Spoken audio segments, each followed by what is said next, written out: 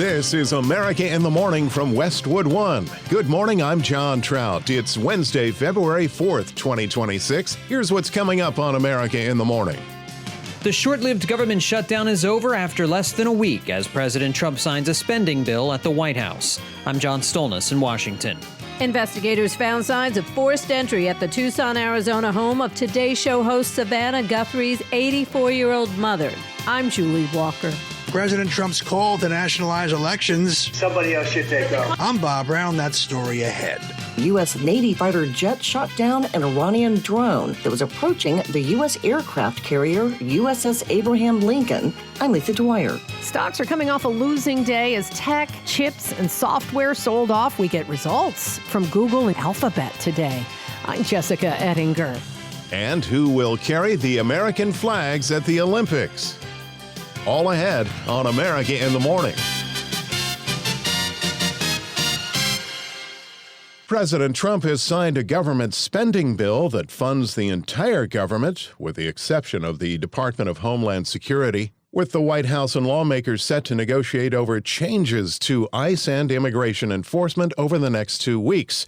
John Stolnis has the latest from Washington. On this vote, the yeas are 217 and nays are 214. Without objection, the motion is adopted. Despite having a razor-thin one-vote majority in the House, Speaker Mike Johnson managed to pass the spending bill compromise agreed to by President Trump and Senate Democrats last week, with 11 of 12 spending packages in place through September 30th. This bill is a great victory for the American people. Instead of a bloated and wasteful omnibus monstrosity full of special interest handouts, we've succeeded in passing a fiscally responsible package that actually cuts wasteful federal spending while supporting critical programs for the safety, security, and prosperity of the American people. Johnson says House Republicans are responsible once again for ending a government shutdown forced by Democrats. We are still sticking together. The Republican Party is sticking together because the stakes are so high. We're governing responsibly and we're getting the job done. And Democrats, all they do every single day here is obstruct. House Democrats refused to go along with the compromise, citing their unwillingness to give any money to the Department of Homeland Security without major changes to ICE tactics and immigration policy. The compromise reached last week allows another 10 days for those negotiations, but Johnson says some of them are already in place. You notice that that they're going to have the body cameras. We put $20 million additional dollars in this legislation. The roving patrols will be modified. House Democratic Caucus Chair Pete Aguilar says meaningful reform for ICE is needed. We aren't settling for half measures. And if Leader Thune and Speaker Johnson don't want to come to the table and negotiate real reform, then they're going to have to explain to the American public why they're shutting down agencies. Johnson needed virtually every GOP member to vote on a procedural measure to bring the bills to the floor. Some Republicans tried to tack unrelated priorities onto the bill as well. This latest government shutdown lasted 4 days, well short of the record 43-day shutdown last fall. John Stolnis, Washington. The search for television's Today Show host Savannah Guthrie's missing 84-year-old mother is intensifying as TMZ confirms they were sent a ransom note. Correspondent Julie Walker reports police are calling Nancy Guthrie's disappearance and abduction, taken from her home against her will, and concerns for Guthrie now go all the way to the White House. I think it's terrible. Would you commit to more federal agents like helping out on the search? Sure, I would. I'm going to call her later on. I think it's a terrible thing. I always got along very good with Savannah.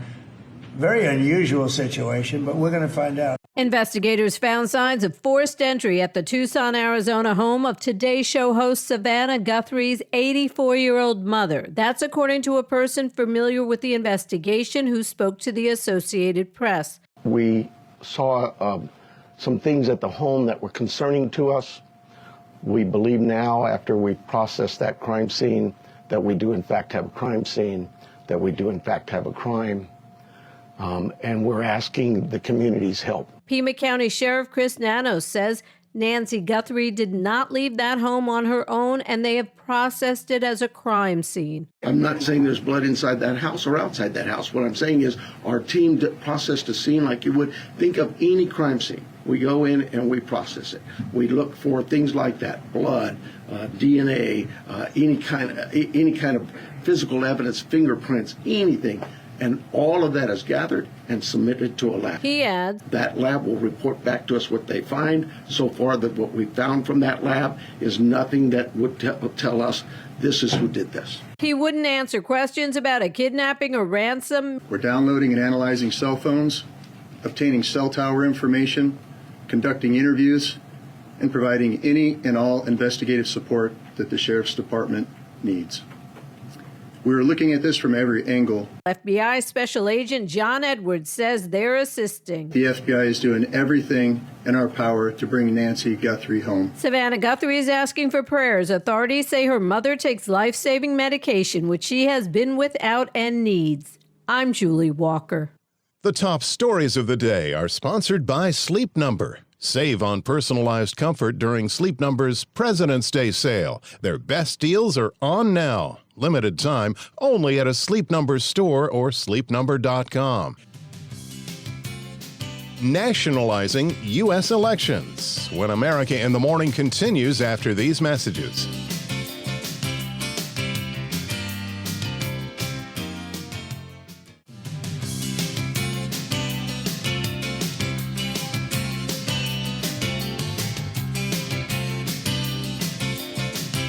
This is America in the Morning. Today's national forecast with AccuWeather.com meteorologist LaTroy Thornton begins in the western part of the U.S. LaTroy? The most widespread notable weather in the west for this middle of the week will be the warmth for sure. Strong high pressure centered around Idaho will keep a good deal of sun in place, in particular to the south of there, while deflecting any potential storms into Canada instead. These sunny and dry conditions will help temperatures to really take off to near record levels for today and tomorrow, and this could extend across much of the western U.S., especially west of a general line from the Arizona-New Mexico border northward through central Montana. Temperatures in places like Phoenix should reach the mid-80s today, but even into places like Spokane, Washington, highs in the mid to upper 40s should at least be within several degrees of records. A bit of the edge comes off the chill in the upper Midwest today after what was a bitterly cold end to January for many, but chilly conditions do spread from the Dallas area toward places like Indianapolis and eastward from there into southern New England, although again not quite as cold as parts of last month, but still below historical average temperatures. A storm centered around the Canadian border with New England means a bit of snow from northern New York into much of Maine, with much of the rest of the Northeast looking dry as well as the Great Lakes region. Farther to the south, though, a storm that has already brought a few inches of snow to a narrow corridor of the Ohio Valley on Tuesday gradually makes its way off the mid-Atlantic and southeast coast through tonight, with at least a coating of snow, most likely from western Virginia to southern West Virginia and far southern Maryland, even into central North Carolina, but up to 1 to 3 inches along the Virginia-North Carolina border as wet weather extends southward from there to southeastern Louisiana. In Burlington, Vermont, today brings clouds and a snow shower, the high 29. For Redding, California, it's looking sunny and nice today with a high of 74. I'm AccuWeather.com meteorologist LaTroy Thornton. Follow us wherever you get your podcasts. Search America in the Morning in your favorite listening app. Reporters peppered President Trump with questions regarding his call to nationalize elections, which comes as the GOP-led Senate prepares their own version of a voter registration bill. Bob Brown reports that the top Republican in the Senate is against the president's plan. The U.S. Senate is reworking a proposed bill, the Safeguard on American Voter Eligibility Act, known as SAFE, which requires documentary proof of U.S. citizenship for voter registration. Senate Majority Leader John Thune wants to see a more restrictive bill. You're going to have what we call voter ID or photo ID when somebody goes into the ballot box to vote. That's not currently covered in the bill, so that's being fixed and addressed, and I think the new bill that comes out hopefully will deal with that. I'm for it. I think most of our colleagues in the Senate are. Meantime, President Trump continues to say the federal government should take over elections. Think about it. The state is an agent for the federal government in elections. I don't know why the federal government doesn't do them anyway. Trump talks about the 2020 presidential election, which he claims he won over Joe Biden, with Georgia being the focus of alleged election fraud.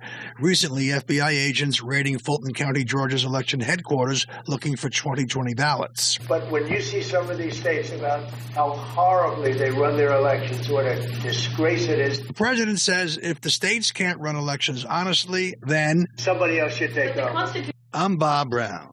Despite a planned meeting on Friday between the United States and Iran over their nuclear program, tensions ratcheted up after the U.S. military was forced to shoot down an Iranian drone that was getting dangerously close to the American fleet in international waters off Iran. Lisa Dwyer reports. White House Press Secretary Caroline Leavitt told reporters that talks with Iran are still planned after a U.S. Navy fighter jet shot down an Iranian drone that was approaching the U.S. aircraft carrier USS Abraham Lincoln in an aggressive manner in the Arabian Sea. These talks, as of right now, are still scheduled. President Trump is always wanting to pursue diplomacy first, but obviously it takes two to tango. The shoot-down occurred within hours of Iranian forces harassing a U.S.-flagged and U.S.-crewed merchant vessel that was sailing in the Strait of Hormuz. While seeking continued talks with Iran, the Trump administration has been building up U.S. military forces in the region. As always, though, of course, the president has a range of options on the table with respect to Iran. I'm Lisa Dwyer. Pharmaceutical stocks take it on the chin as prescription prices fall. That's when America in the Morning continues after these messages.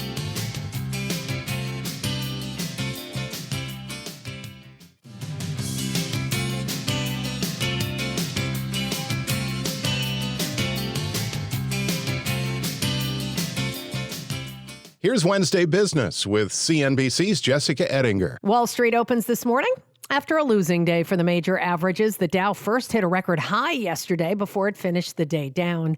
The Nasdaq tanked 300 points. 1 out of 12 Nasdaq stocks hit a new 52-week low today. Wow. And still the broader market was kind of, still within 2% of its all-time highs. That's CNBC's Mike Santoli. Bitcoin broke below 73,000 to its lowest level since Thanksgiving of 2024. Gold was up yesterday, 7%. Silver added 11%. Chipotle, its shares were sinking after hours last night. The restaurant chain reported falling foot traffic for the fourth straight quarter. Chipotle has lost about a third of its value.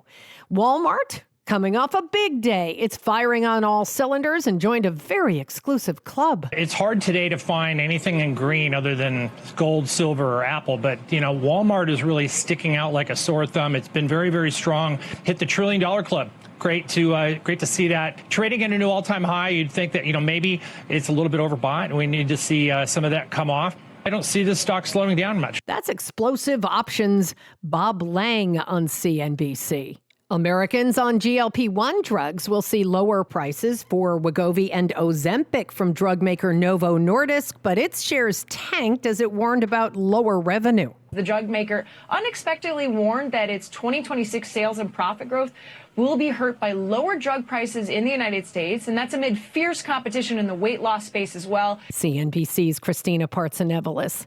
Elon Musk's Twitter, now X, offices in Paris were raided by French police investigating alleged abuse of algorithms, fraudulent data extraction, and child sexual images created by AI chatbot Grok. X had previously denied the allegations, which have been made here in the U.S. as well.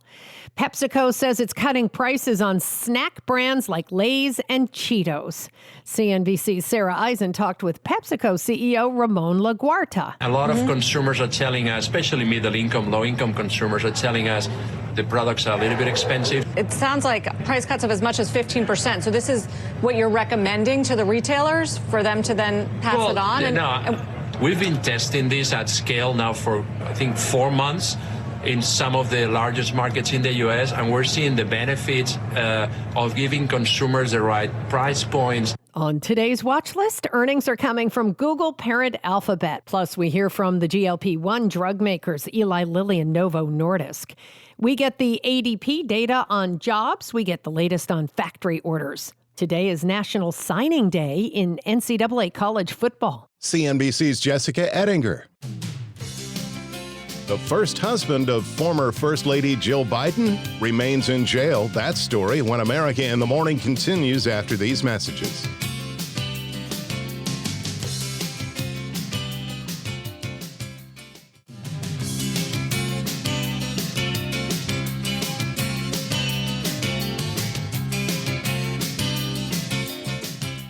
America in the Morning continues. The first husband of former First Lady Jill Biden has been charged with killing his wife at their Delaware home. 77-year-old William Stevenson of Wilmington was married to Dr. Jill Biden from 1970 to 1975. Stevenson remains in jail after failing to post bail after his arrest on first-degree murder charges. He's charged with killing Linda Stevenson, found dead in the couple's home after police received a call about a domestic dispute. Jill Biden married then U.S. Senator Joe Biden in 1977. The former First Lady has not commented about her former husband's arrest. A trailblazing American skater and an Army-enlisted bobsledder have been selected as the Winter Olympic American flag bearers. Correspondent Gethin Coolball reports. Speed skater Aaron Jackson and bobsledder Frank Del Duca have been chosen as the U.S. flag bearers for the Milan Cortina Olympics opening ceremony on Friday. The U.S. Olympic and Paralympic Committee announced the names on Tuesday. Jackson is the first black woman to win an individual gold medal at a Winter Olympics. Del Duca, a sergeant in the Army with deep Italian roots, is the first bobsledder in 70 years to carry the flag. The opening ceremony will be unique, with events spread across several Italian cities. I'm Gethin Coolball. America in the Morning for Wednesday, February 4th, 2026 is produced by Jeff McKay. I'm John Trout. This is Westwood One.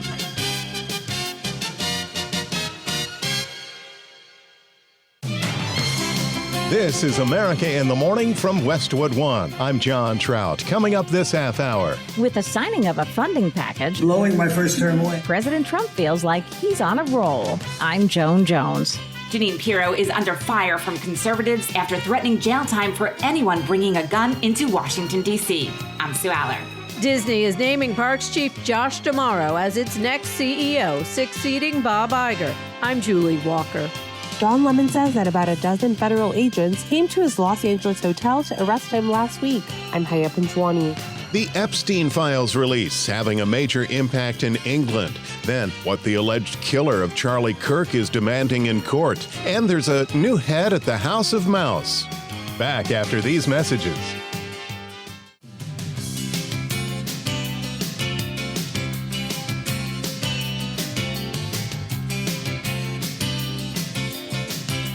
You're with America in the Morning. We've got a check now on where some freshly fallen snow will accumulate today. Here's AccuWeather.com meteorologist LaTroy Thornton with the forecast. A storm will continue on its trek toward the east coast today, and with it will come the risk for snow. Some spotty snow mixed in with rain can be expected as far to the west as far eastern Tennessee and eastward around the Virginia-North Carolina border, where it ends as up to 1 to 3 inches of snow later tonight, with steadier snow a bit more likely during the day to the north and east of there from eastern West Virginia, especially early in the day, across much of central Virginia and into southern Maryland.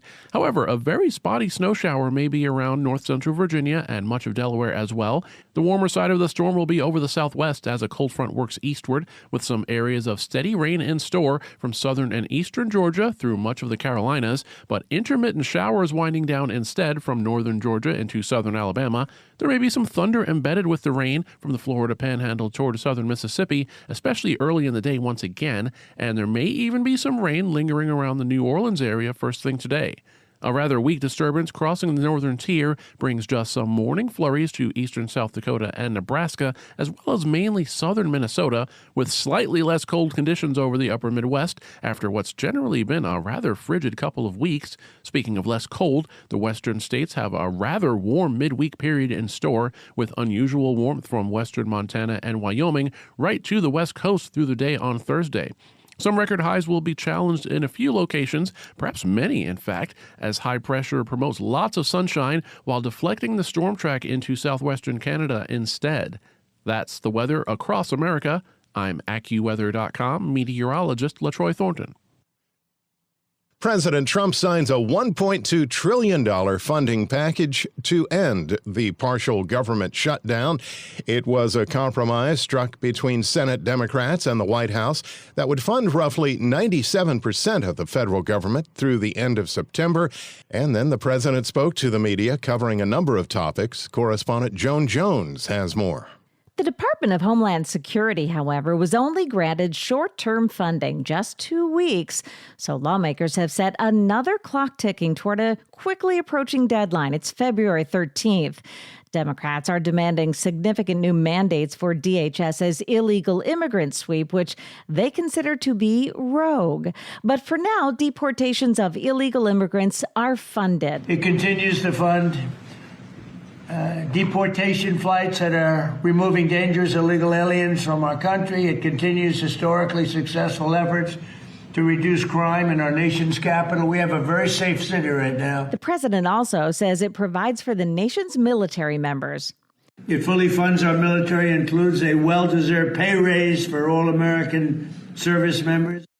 And he also responded to reporters' questions, including one from CNN's Caitlin Collins regarding the victims of Jeffrey Epstein. What do you say? What would you say to the survivors who feel they haven't gotten justice? You are the worst reporter. No wonder CNN has no ratings because of people like you. You know, she's a young woman. I don't think I've ever seen you smile. I've known you for 10 years. I don't think I've ever seen a smile on your face. I'm asking you about survivors. You know why? You know why you're not smiling? Because you know you're not telling the truth.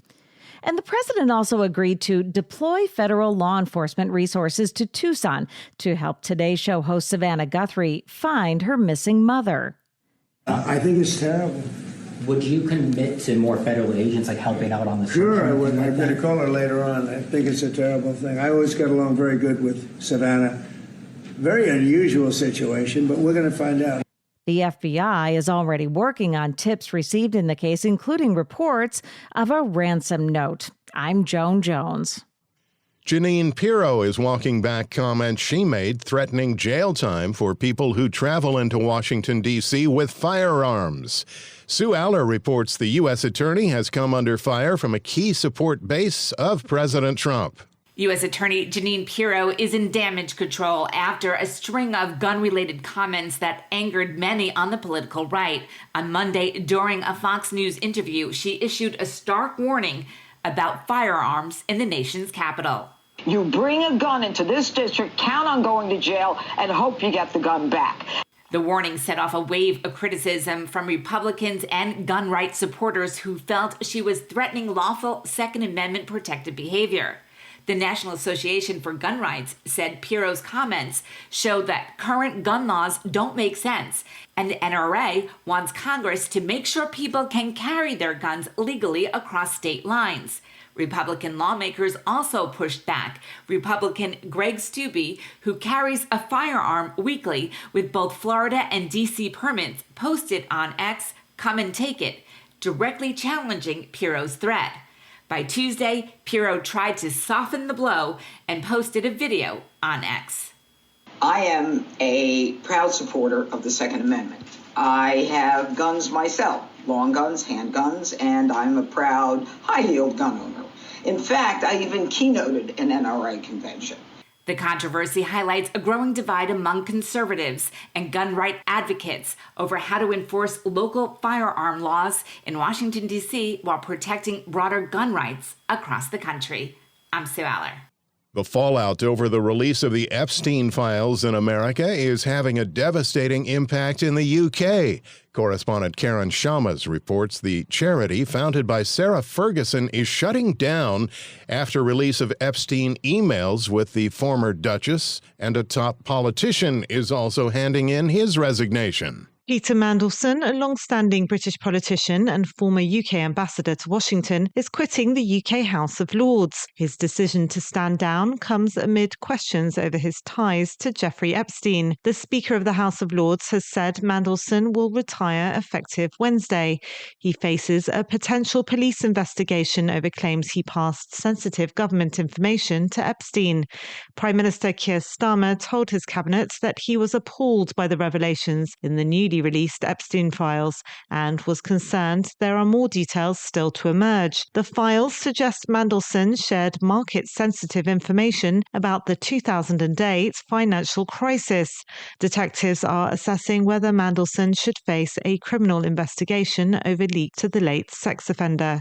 Sarah's Trust, a charity founded by the former Duchess of York, Sarah Ferguson, is closing down following the release of emails between Ferguson and Jeffrey Epstein. The charity, which focused on improving the lives of women and children, said in a statement late on Monday that it will close for the foreseeable future. The emails were released on Friday by the U.S. Department of Justice. They revealed that Ferguson remained in contact with Epstein long after his 2008 conviction for soliciting prostitution from an underage girl. In the email exchanges, Ferguson referred to Epstein as a legend. Lawyer Mark Stevens explained the scale of the Epstein scandal. We know that Epstein collected powerful people the way others collect frequent flyer points, but the receipts are now in public, and some might wish they'd travelled less. Ferguson is the ex-wife of the former Prince Andrew, who was stripped of his royal titles due to his own links with Epstein. Karen Shamas, London.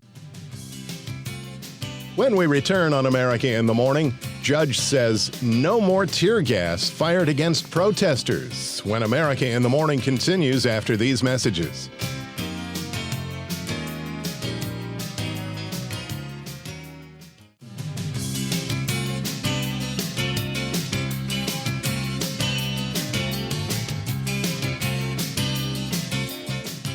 A judge has ordered federal agents to stop firing tear gas and other crowd control weapons at protesters and journalists who regularly gather outside an immigration and customs enforcement facility in Portland, Oregon.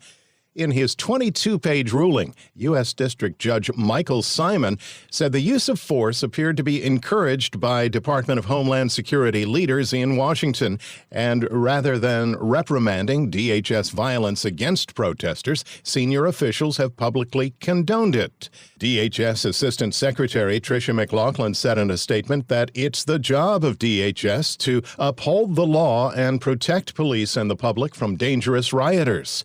The order applies only to protesters in the vicinity of the Portland ICE facility that has been a focal point for protesters since last year. Shifting gears, lawyers for the alleged shooter of Charlie Kirk were back in a Utah court, making several demands, including having the prosecutors removed from the case. Details from correspondent Lisa Dwyer.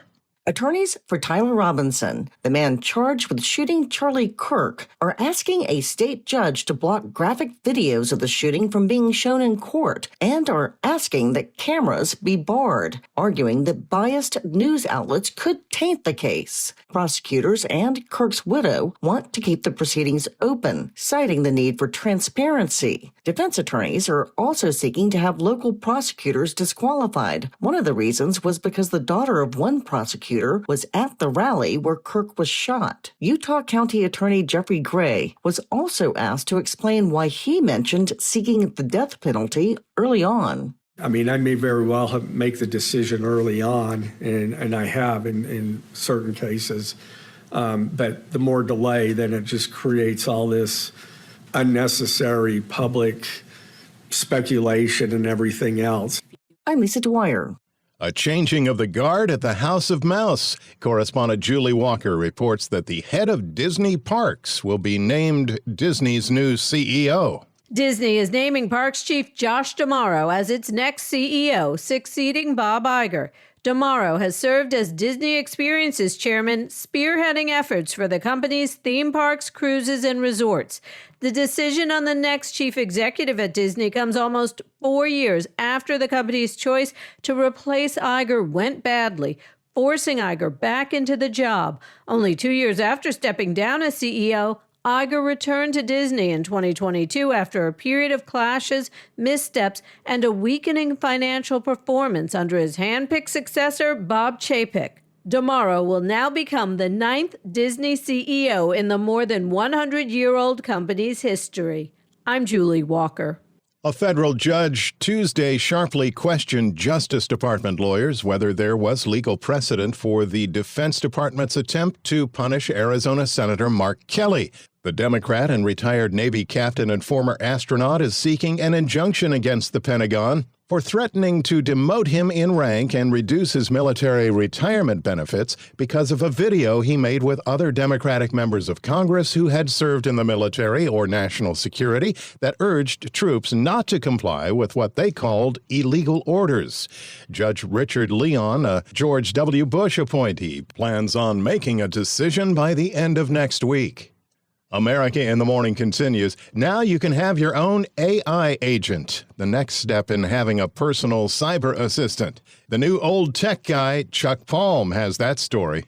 OpenClaw is a personal, locally run AI assistant that actually does things on your behalf. And there is the controversy. Security experts were having a nervous breakdown over the idea that somebody would actually program an AI agent to represent them and do things online. I realize that identity theft is a real problem, but I've been waiting for this for years. There's a steep learning curve and even a steeper installing curve, but by Monday morning, OpenClaw was now working for me, mostly inside my network. Like any responsible user, I very cautiously used it online, but never gave it my personal credentials or financial information. Besides the video of one OpenClaw user receiving an unsolicited phone call from his AI agent, the one thing security experts and I agree on is that having your digital assistant join its own social network and participate in an online religion called Crustafarianism is more than a little creepy. It's obvious the programmers have a sense of humor and even allowed the agents to create their own meme coin called Molt, but I believe that too much autonomy at this point might not be the best policy. I'm Chuck Palm, the new old tech guy with digital assistant Hal, signing off. Robert Workman has a check of midweek sports. NBA Tuesday, the Thunder rolled over the Magic 128-92. Isaiah Hartenstein posted the first triple-double of his 8-year NBA career. 12 points, 10 rebounds, 10 assists. Still counts. Jazz popped the Pacers 131-122. Isaiah Collier had 22 assists. Coach Will Hardy. Isaiah, 22 assists with only 2 turnovers is a testament to him. Zay made a lot of great decisions for us tonight. That was not only Collier's career best, but the high in the association this season, and the most by any Utah player since John Stockton in 1992. Pistons nipped the Nuggets. Knicks whacked the Wizards for their 7th straight. Bucks snapped a 5-game skid by beating the Bulls. Celtics over the Mavericks despite 36 from rookie Cooper Flagg. He becomes the first teenager to score 30 or more in 3 straight NBA games. NBA trade deadline is tomorrow. The Clippers and Cavaliers agreed on a swap of all-star guards James Harden for Darius Garland and a second-round pick. As luck would have it, the two teams meet in L.A. tonight. Also, the Celtics picked up center Nikola Vucevic from the Bulls for guard Anthony Simons. College hoops, number 3 Connecticut zapped Xavier 92-60. That's the Huskies' 18th consecutive win. 4th-ranked Duke beat Boston College. That's 10 in a row for the Blue Devils. Hockey, the Blue Jackets blanked the Devils 3-0 for their 6th straight win. 23 saves for Elvis Merzlikins, giving him his first shutout of the season. Lightning struck the Sabres 4-3 in overtime. Darren Radish tied it with 26 seconds left. Then Jake Gensel won it with 15 seconds to play in OT. Bo Horvat's second goal of the night boosted the Islanders past the Penguins in overtime. That's Wednesday Sports. When we return on America in the Morning, Don Lemon speaks out and Super Bowl commercials after these messages.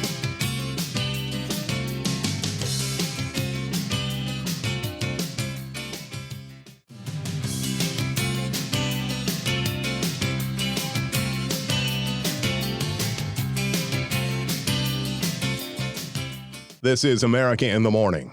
Former CNN host Don Lemon speaks out about his recent arrest for his alleged actions in a Minneapolis church.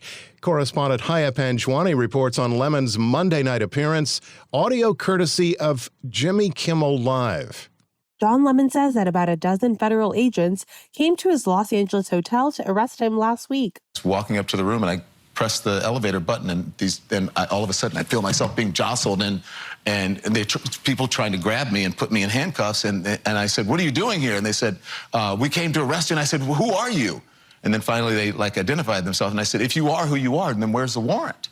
And they didn't have a warrant, so they had to wait for someone from outside, an FBI guy, to come in to show me a warrant on a cell phone. The independent journalist told ABC late night host Jimmy Kimmel that's even though his attorney had told authorities he would turn himself in to face federal civil rights charges. Lemon said on the show Jimmy Kimmel Live that sending the agents was a waste of resources. So they grab you and they take you where?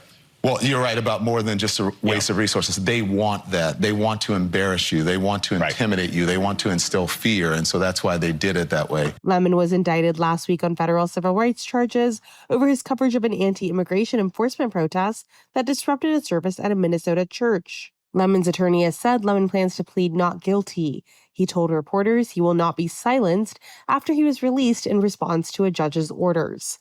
I'm Haya Panjwani. It's never just the game at the Super Bowl. Along with the halftime show, entertainment reporter Kevin Carr says the big draw is also what'll be advertised on Super Bowl Sunday. While plenty of football fans will watch the Seahawks take on the Patriots on Sunday, there is always a significant number of people who watch the Super Bowl for the ads. With 30-second spots going as high as $10 million, advertisers are taking every opportunity for their commercials to be seen, and that means releasing some early on YouTube. Longtime advertiser Budweiser has a series of commercials featuring Peyton Manning and Post Malone at a wedding. What's that? First beer of the wedding. Is there enough for everyone? Kurt Russell stars in an ad for Michelob Ultra as a mysterious ski coach. I heard always buying the Ultras, Gregory. Meet me at the Blue Lift. Many of these celebrities will bring humor to the commercials, like William Shatner for Raisin Bran. Will Shat here, bringing fiber to the masses with Kellogg's Raisin Bran. And some musical entries with Ben Stiller and Benson Boone bringing back Eurodisco for Instacart. Instacart lets you choose your bananas. Get them just how you like. Another musical ad features Andy Samberg with a Neil Diamond tribute for Hellman's. Sweet sandwich time.